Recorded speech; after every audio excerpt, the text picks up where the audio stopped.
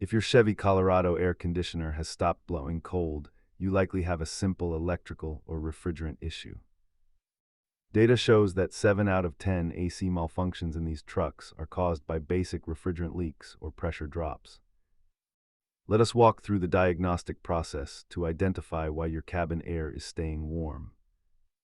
Always start by checking your battery connections, the fuse box, and listening for that telltale compressor clutch click.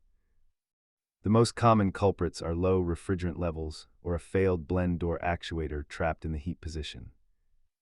Don't ignore the pressure switch or a severely clogged cabin air filter, which can choke your system's performance. You can handle filters and fuses yourself, but leave compressor replacements and evaporator leaks to a professional mechanic. As you can see, costs vary wildly from simple maintenance items to major component replacements. For advanced troubleshooting, use an OBDI scanner, manifold gauges, and a multimeter to isolate the specific electrical or pressure fault. Keep a basic toolkit ready, including a multimeter and manifold gauges, but always wear safety gear when handling refrigerant systems.